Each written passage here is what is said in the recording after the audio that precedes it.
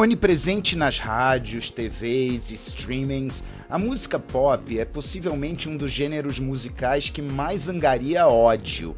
Seus detratores a chamam de plástica, pasteurizada e comercial, e fazem discursos contra esse gênero, que estaria, segundo eles, abre aspas, a serviço da dominação mundial e do emborrecimento geral, fecha aspas. Claramente, essa é uma opinião forte, mas um pouco ignorante. O Filo Fala é um podcast cuja missão é informar, provocar, criticar, analisar e criar debates sobre esse objeto, a cultura e, em especial, a música pop. E, portanto, o nosso podcast inaugural vai fazer a pergunta: o que é pop? E durante o podcast, eu, Filo, vou tentar responder não com uma definição, mas com uma série de noções que vão permitir a vocês, ouvintes, criar uma melhor visão do que é esse fenômeno comercial, musical e afetivo-psicológico dessa nossa sociedade contemporânea. Então vamos lá? Tá na hora de saber o que é pop. Filo Fala.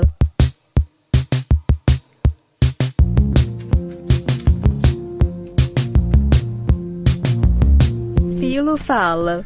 Batidas simples e falsas, e cantores sem talentos que não fazem boa música. Entretanto, essa merda é engolida por adolescentes e pelo povo mainstream. As letras também são péssimas. Wow, girl, amiga, cê tá amarga, hein? Bem, mentira. Essas definições vêm do Urban Dictionary, que é um site, tipo uma Wikipédia, para falar sobre as gírias, palavras novas, memes, etc. E como é colaborativo, as pessoas estão livres para colocar as suas opiniões e as suas próprias definições. A gente vê que a música pop não é muito querida por lá. E essa reação toda tem que ter alguma razão. Então, no Filo Fala, eu vou ajudar a investigar o porquê desse ódio todo com a música pop e vou mostrar que, assim como as definições também deixaram claras, há uma confusão enorme entre três diferentes lados do que a gente pode entender como pop. Mas olha, esse erro no entendimento do que seja pop é justificado, pois tem a ver com o próprio nascimento do conceito. Mas antes de mais nada, vamos colocar algumas fronteiras, porque o escopo, se eu não colocar fronteiras, vai ficar gigante demais. Primeiro, eu vou focar na música pop, e não na cultura pop como um todo, já que as forças de sentido e o funcionamento semiótico de cada uma das formas, elas são todas muito diferentes. Eu também não estou falando do movimento artístico pop art, até pelo fato dele ser um movimento da elite da arte aurática, né? E ele critica a cultura pop como um todo, então ele não cabe aqui. Eu também tenho que avisar que a gente não vai fazer filosofia pop, ou seja, não é um curso de filosofia usando os conceitos do pop para fazer ficar mais tragável. O que a gente vai fazer aqui é filosofia, é uma análise mais crítica dos objetos que nos cercam e que nos formam.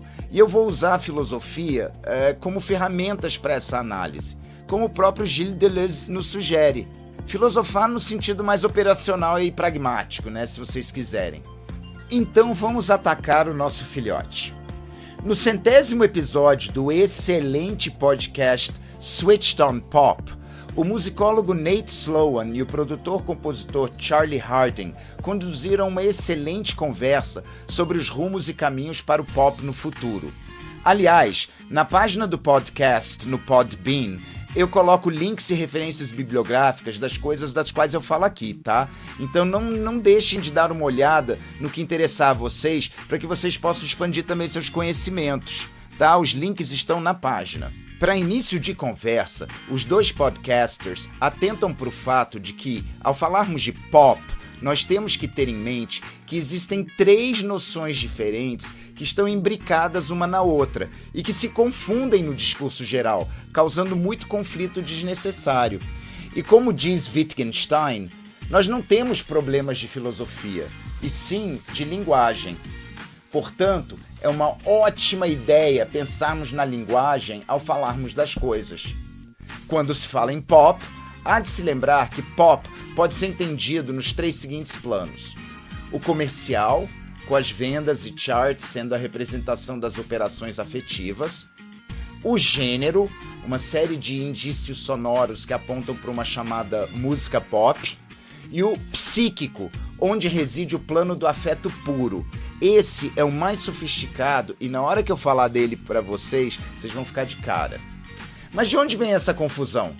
Do fato de que o segundo plano, a música pop como um gênero, só pôde começar a existir por causa do primeiro, a música chamada popular.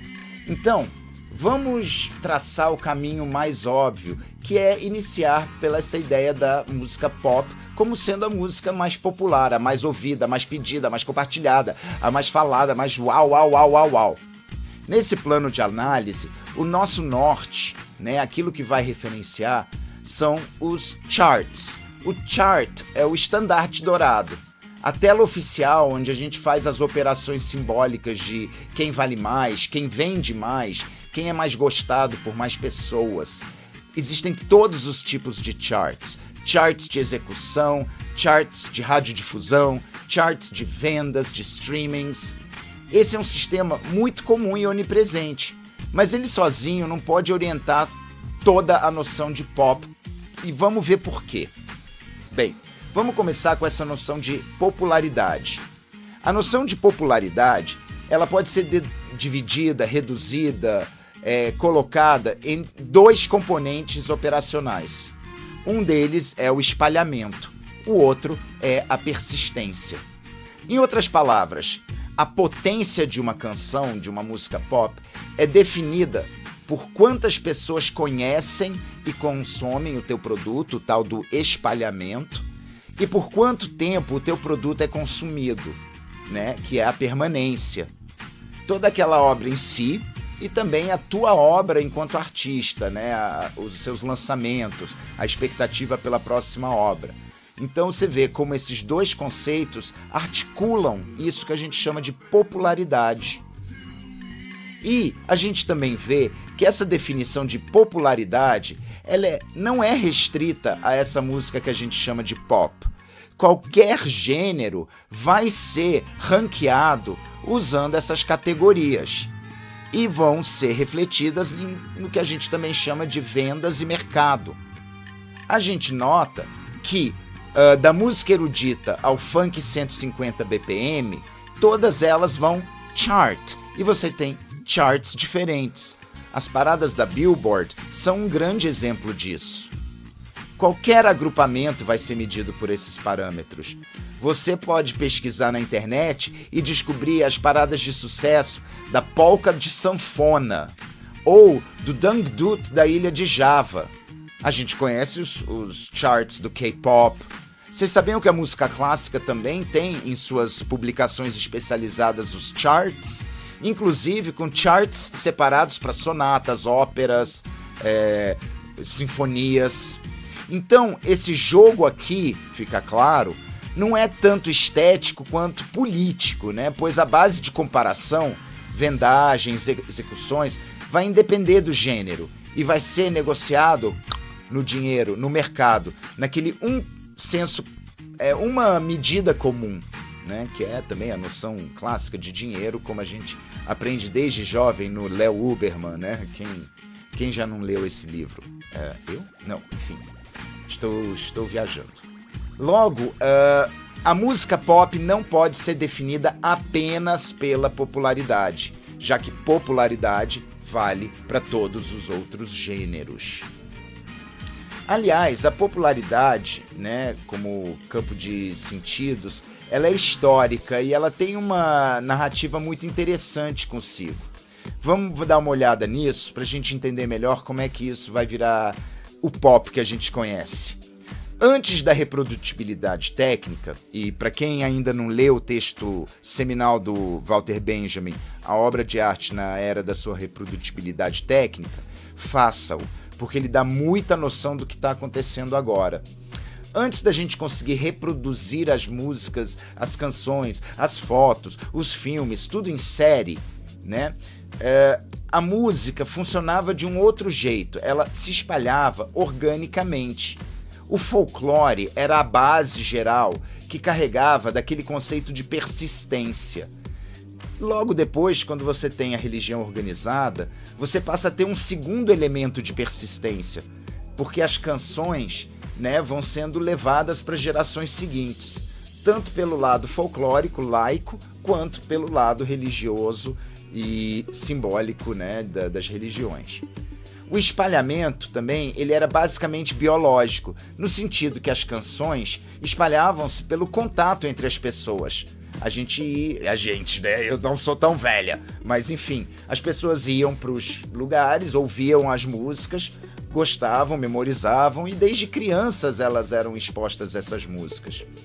Um exemplo muito comum e conhecido são os bardos e os poetas, que eles levavam as canções de um lugar para o outro, eles viajavam.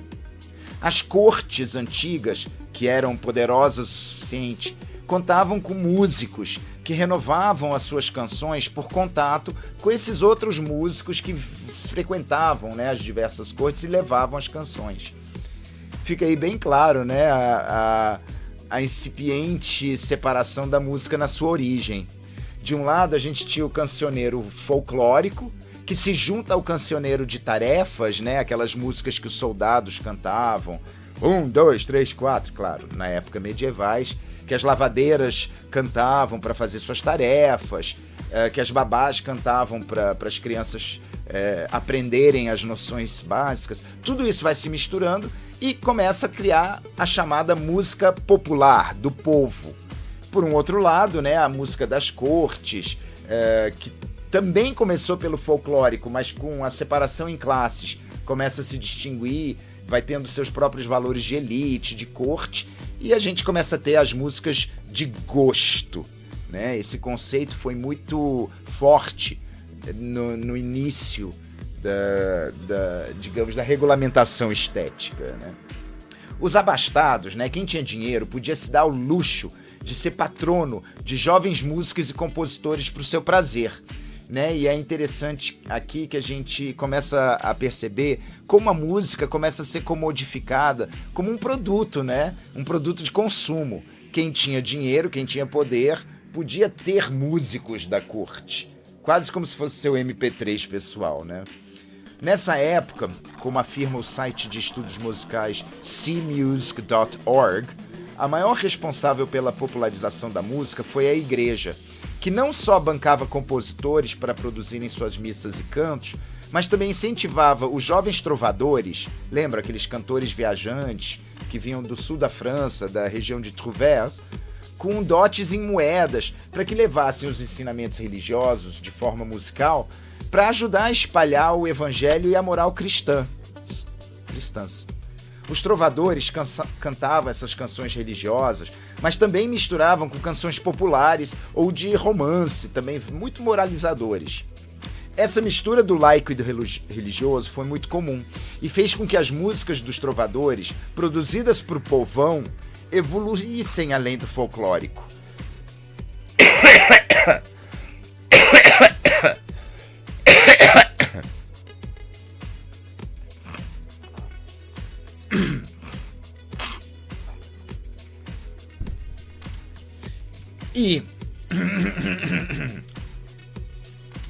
E, através dos trovadores, foi se formando a música popular na Europa.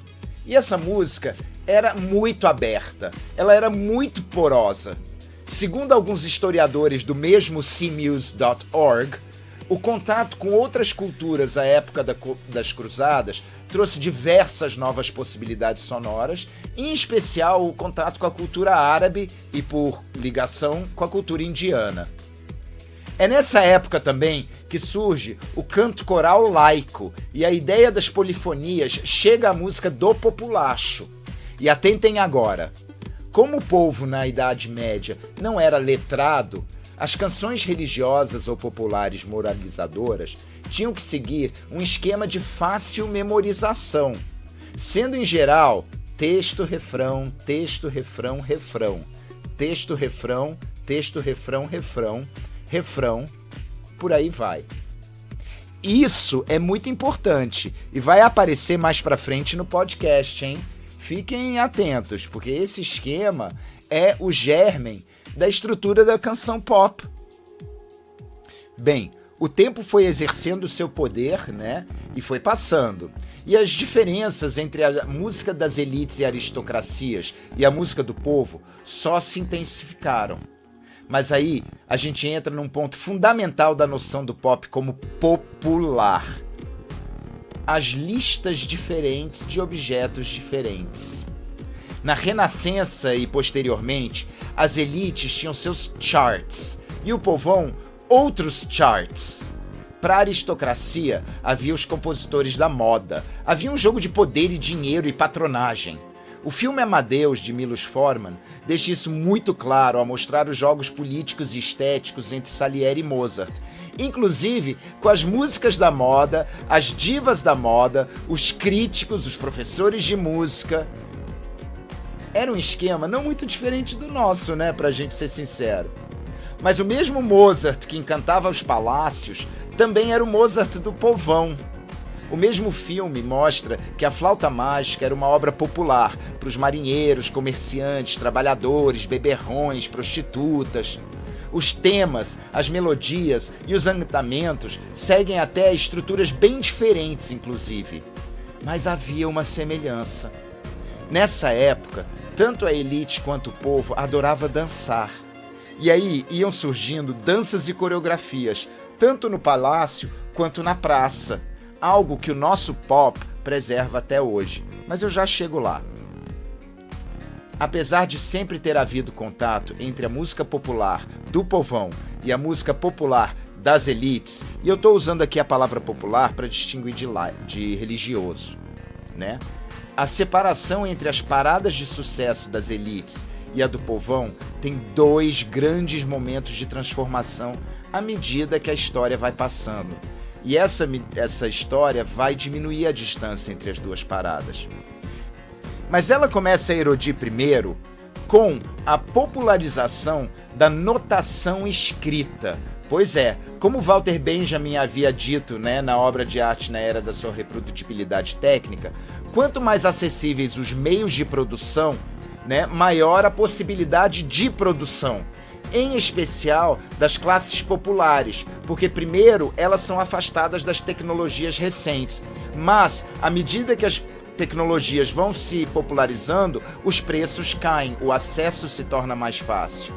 Aquela medida que eu falei antes de espalhamento, agora age muito mais forte, pois não é só mais a memória humana que vai ser responsável para levar uma música de um lugar a outro.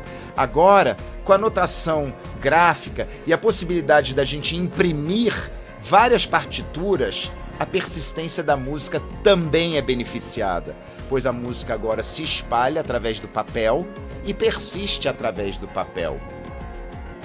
Por um longo tempo, por exemplo, uma das maiores medidas disso que a gente chama de chart eram as vendas de partituras de canções específicas, que serviam também como um tipo de copyright e de direito autoral. As lojas de música recebiam os novos sucessos dos compositores mais em voga, e os compositores menos populares ou que amargavam uma composição ruim ficavam com suas partituras empacadas nas lojas. E agora, não era tão difícil mais você compor, anotar e distribuir as suas próprias obras. E aí você tem um espalhamento enorme da música pelo mundo. Um outro exemplo até bem interessante disso, para ajudar a fixar essa ideia, é um pouquinho depois, um pouco mais recente, e é brasileiro. A carreira e a fama de Chiquinha Gonzaga era enorme, e ela vendia centenas de partituras de canções. Inclusive, o hit que ela tinha atrás de hit ajudou a financiar o movimento abolicionista, né? Chiquinha foi basicamente a rainha do Spotify de papel no Brasil, né? Se a gente for ver com muito carinho e fizer uma metáfora muito capenga. Mas tudo muda. Aliás, não muda, acelera rapidamente. E vem o segundo impacto da reprodutibilidade técnica. Aliás, impacto não, né? Impacto é pouco. É um meteoro destruidor, sabe? Choque de monstro. E ele atinge toda a noção de música popular. esse meteoro destruidor é o advento da tecnologia de gravação e reprodução sonora, seja por cilindros de carnaúba, discos de vinil, fita cassete, e aliado ao surgimento e à enorme popularização da radiodifusão, a transformação é enorme. A partir desse momento, a canção torna-se uma commodity concreta, carregável e reprodutível com economia. Não se era mais necessária a existência de uma orquestra ou de um grupo, ou sequer do talento de uma pessoa para tocar as partituras. A música agora poderia ser consumida onde se quisesse, quando se quisesse, bastando apenas a aparelhagem. E é interessante notar como a gente volta a reproduzir a ideia de elites em massa nesse começo da reprodutibilidade técnica. Quem podia ouvir e gravar músicas continuava sendo da elite, mas o rádio, no caso representando a igreja nessa metáfora, fazia essa mediação e apresentava ao povo aquilo que se gravava. Obviamente, a música popular continuava se desenvolvendo e rapidamente começaram os registros de músicas populares que não eram da categoria erudita. O cancioneiro popular começava a deixar registros, né? Pelo telefone, por exemplo, é o nosso primeiro samba registrado. E era uma música popular, não era uma música das elites.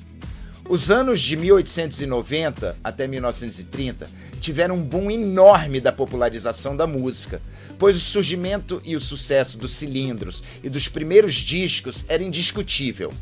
Essa popularidadezinha dá uma decaída quando surge o cinema falado e a difusão radiofônica bomba em grande escala. Mas algo acontece, mais ou menos nos anos de 1945 até 1950, que mudaria tudo isso. Só que antes de eu falar dessa grande mudança, vamos dar só uma relembrada no que estava acontecendo na época. A música registrada já tinha dois caminhos muito fortes, o erudito e o popular. Esse popular incluía diversos gêneros distintos, do folk às baladas populares, e músicas como o bluegrass e o country. Isso nos Estados Unidos, que é o lugar do surgimento desse conceito do pop em si. Aqui no Brasil, os nossos registros populares incluíam o samba, a polca, a música caipira, a valsa, corta-jaca e algumas baladas lentas e românticas. Esse ponto da história é fundamental, pois marca o momento onde a gente começa a falar do surgimento, ainda que embrionário, daquilo que vai ser batizado de pop, pois é o momento em que a sonoridade afrológica realmente entra na equação. Vamos falar um pouquinho sobre sonoridade afrológica. Aquilo que se conhece popularmente como o som black, a música que veio da África, o ritmo africano, é o que a gente convenciona chamar de afrologia na música e na análise musical. Esse ponto histórico é importantíssimo, porque você tem uma ascensão do consumo e da produção cultural negra dentro do mercado pop, ou popular, né? Vamos usar o termo certo. E você tem também o barateamento relativo dos meios de gravação e de comercialização dessa música. Nesse exato momento, né, não muito exato, mas nessa época, você tem o grande despertar do jazz e dos blues, que são a contribuição direta da afrologia na música popular de alto consumo. Afinal, quanto mais popular o meio, mais acessível ele fica para as pessoas obterem. Isso até hoje é o caso, né? Basta a gente ver o quanto tecnológica é a música das pessoas que estão numa situação mais periféricas no jogo do pop. O funk, o technomelody, o brega, são todas músicas muito eletrônicas, feitas por máquinas que podem ser adquiridas relativamente baratas, acessíveis a todos. Até telefone celular hoje em dia, que é acessível, produz música de alta qualidade. Então, a gente tem que pegar uma paradinha aqui para lembrar algumas ideias, né? Porque são várias ideias que se juntam para a gente fazer a tempestade perfeita. O pop, enquanto música popular, representa uma das arestas do triângulo. O pop, nesse caso norte-americano, naquela época, representa a música mais popular, mais vendida, mais comercializada. Mas nós temos que lembrar que essa é a música mais popular em qualquer gênero até agora, em qualquer grupo social. E quando é que o pop surge mesmo como um som, como uma sonoridade? Isso se dá com um advento muito específico, historicamente, que salva a indústria fonográfica no final dos anos 1940. Lembra que eu falei que algo acontecia entre 45 e 50? Pois é, inventaram o microsulco no vinil. Quando você olha um disco de vinil, você consegue ver os traços onde a agulha roda. Até antes de 1940 e poucos, os sulcos eram grandes, cabiam poucas músicas num disco. Agora, com o microsulco, você pode botar muitas músicas num disco. E a qualidade sonora melhorou também. E aí, o estopim de uma virada musical acontece. Os anos pós-guerra foram impactantes e transformadores, e obviamente a música popular sentiria isso. Com o fim da Segunda Grande Guerra, surge a figura social e antropológica do jovem, criada e vendida pelo mercado exatamente para fabricar uma fatia a mais de consumo e com isso circular mais dinheiro, mais capital e criar mais oportunidades de lucro.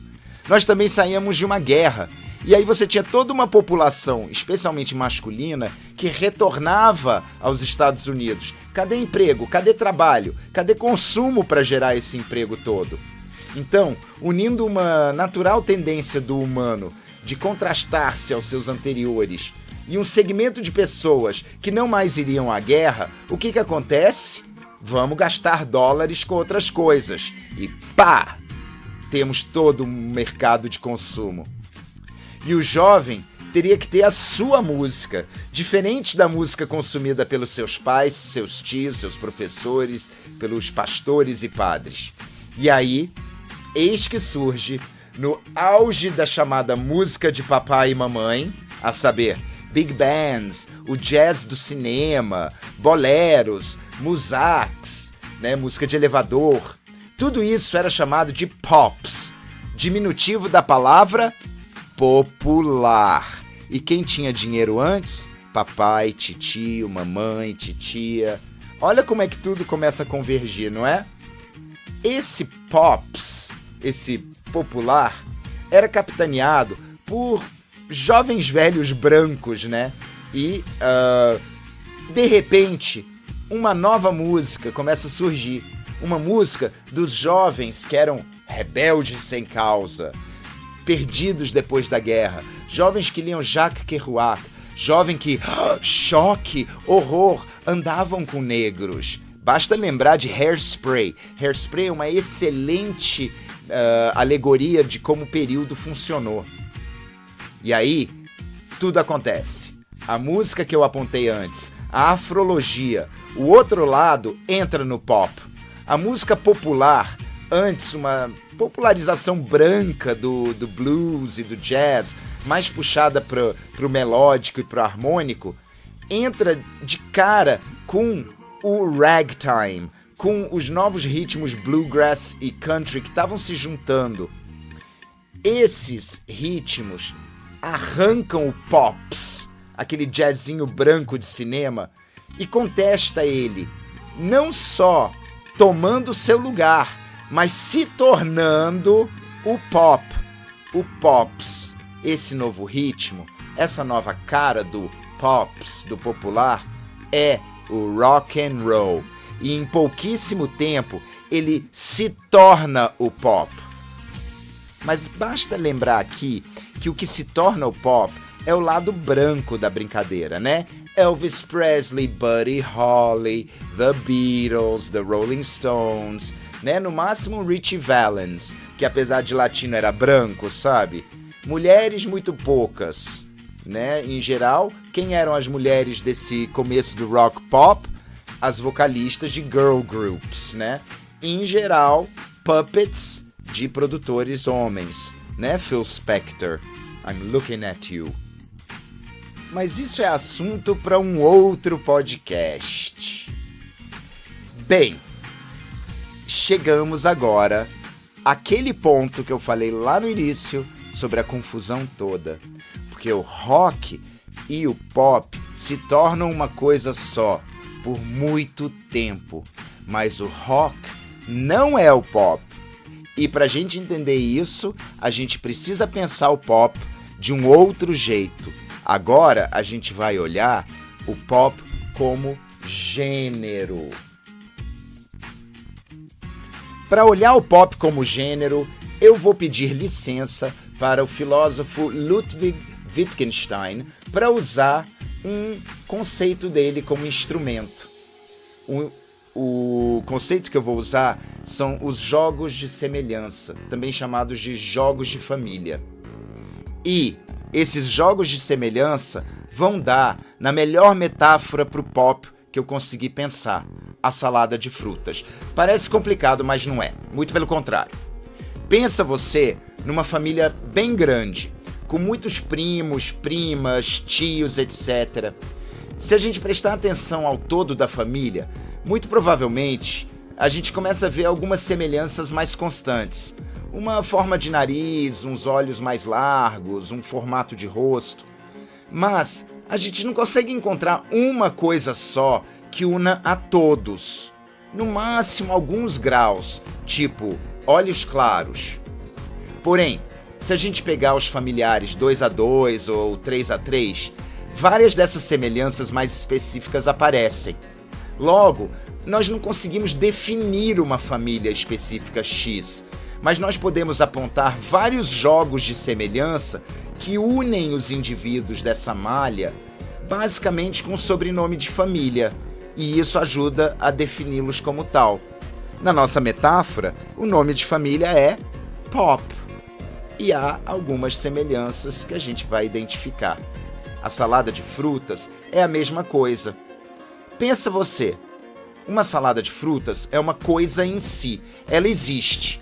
Se eu te falar em salada de frutas, você pensará em uma específica, com coisas específicas picadas e colocadas juntas.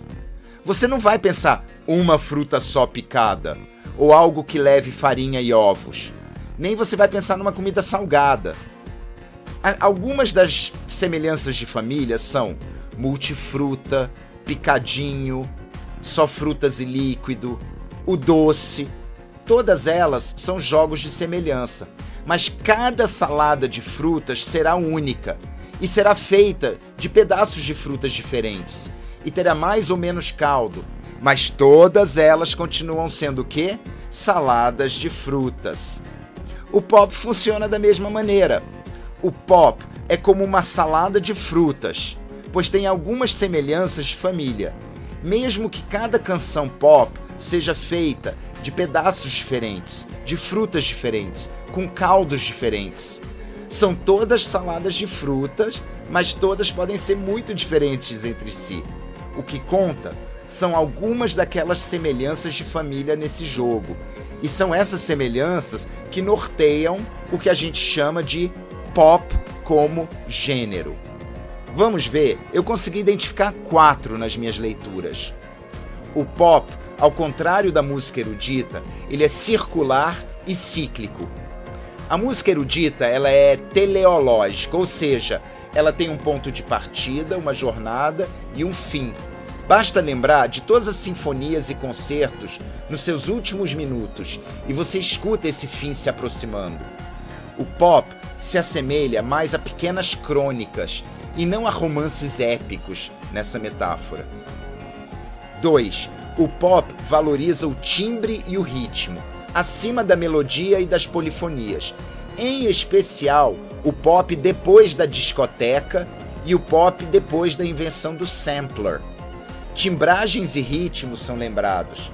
A gente vai lá naquele ritmo, naquela dança, quando a gente vai cantar, a gente faz o timbre diferencia. É muito importante na análise do pop olhar para esses 2 elementos.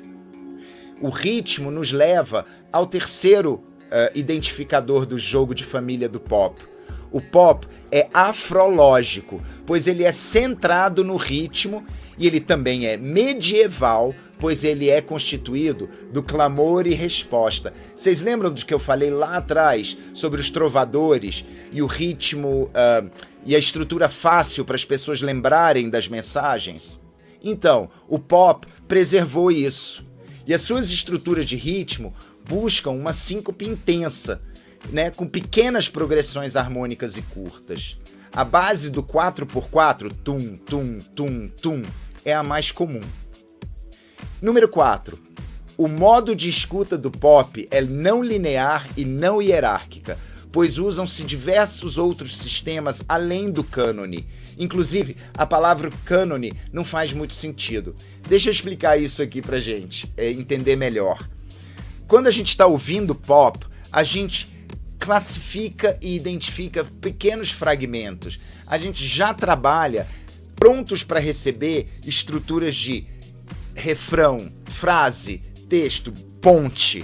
E a gente vai repetindo, e a gente volta ao início. E aí a gente faz o refrão de novo. Isso é muito diferente de uma sinfonia, de uma música erudita, de um canto coral. E como ficam claras essas características de família quando o pop e o rock se fundem para se tornar o primeiro esqueleto do pop rock, o pop rock.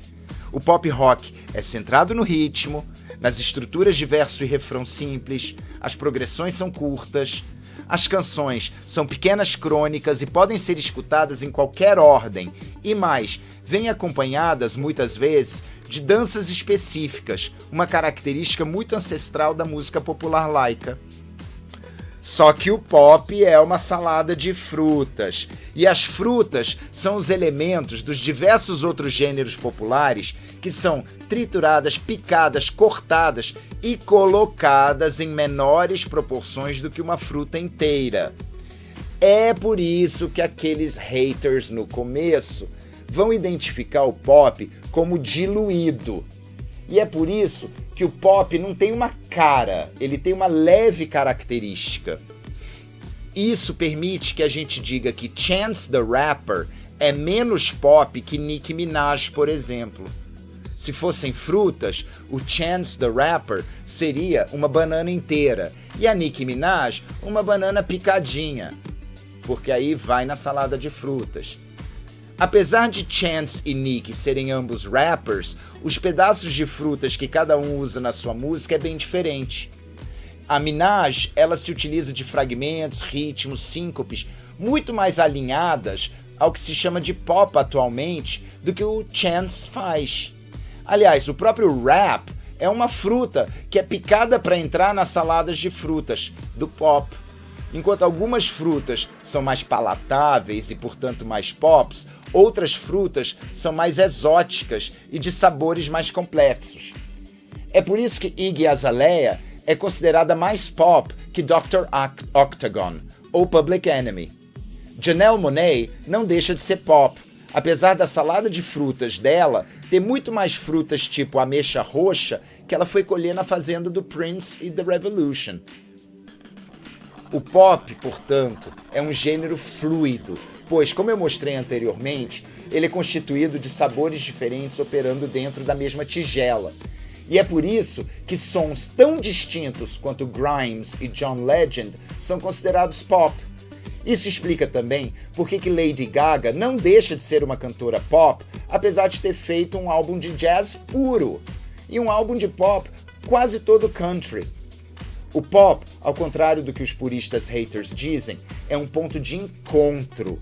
Ele é um ponto de misturas, é de miscigenação, é cultura encontrando cultura e brincando. E isso incomoda muito, principalmente aos que amam o rock, pois não conseguem digerir o fato de que a música deles não é mais a fruta popular e perdeu a identificação imediata com o pop. Afinal, quem disser que Beatles, Rolling Stones, Pink Floyd não são pop, está muito enganado, né? O que aconteceu foi que, nos anos 1970, o pop joga fora a maior parte das suas frutas sonoras roqueiras e começa a colocar outras frutas na tigela, como o funk, e nisso vai dar a disco, e posteriormente coisas como o hip hop, que imediatamente se torna uma fruta picadinha quando Blondie lança Rapture. Ser substituído como definição de música que mais pessoas ouvem ou que mais pessoas consomem foi um golpe enorme. Mas isso também permitiu que o rock se tornasse um pouco mais rebelde, como quando do seu surgimento, né? Pra tudo tem um lado bom você cair pro underground. E essa ideia da popularidade extrema forma a terceira aresta do pop. Agora a gente vai pro psicológico, pro afetivo. Eu tô falando agora de músicas que são tão populares que transcendem os charts e que são de gêneros bem distintos daquilo que a gente chama pop. Que música é essa que tá em todos os lugares, a todas as horas e em todas as memórias? Eu chamo isso de hiperpop. Sabe o que é essa música? É a vinheta da Globo, são os sinos do Big Ben, é o nosso hino nacional, é o toque da Nokia nos celulares, é a musiquinha da chamada a cobrar, é o parabéns pra você, é o com quem será, é o Jingle Bells, mas não, óbvio, na versão de Mariah Carey nem de Kylie Minogue. Lembrem-se, aqui a gente tá falando de hiperpop. Ah, o plantão da Globo. Todo mundo ouve o tan tan tan tan tan tan tan e é afetado de uma maneira ou de outra. Essas músicas, elas nos constituem. Elas são sequências sonoras que nos acompanham. Elas estão imbricadas no nosso inconsciente coletivo. Essas talvez sejam as canções mais populares que existem. E elas são o reduto daquela terceira perna do triângulo da música quando surge, lembram? Havia a música popular laica, a música religiosa erudita e a música folclórica milenar. É nesse milenar, nesse primitivo, nesse animalesco, onde residem essas canções e sequências sonoras hiperpop. O hiperpop é a música mais popular, ponto. Eu espero que vocês tenham curtido essa nossa jornada em busca de uma noção mais clara do que é o pop, né? E que esse modelo de análise, popularidade, gênero e inconsciente possa ser de valia para quem quer não só ser afetado emotivamente, mas também pela razão e pelo conhecimento, pois esse objeto é tão ubíquo e presente nas nossas vidas que não é uma boa estratégia você deixar ele simplesmente te afetar. Pronto, falei. Mas eu também quero ouvir. Não deixem de comentar, tanto aqui no site do Podbean, como também no Twitter e no Instagram. A minha arroba é filosopop, com PH. E nas próximas semanas eu farei vários outros podcasts falando um pouco mais sobre elementos da cultura pop. E o próximo vai ser sobre Big Brother. Não deixem de acompanhar. Semana que vem eu vou estar também fazendo uma live no sábado. Ou talvez na sexta, mas eu anuncio nas redes sociais. O Filo Fala é um podcast em formação. Estamos vendo o nascimento dele. Eu espero que vocês me deem feedback, que vocês comentem, que vocês compartilhem e que vocês possam me dar sugestões também de temas para desenvolver. Filo falou, câmbio, desligo.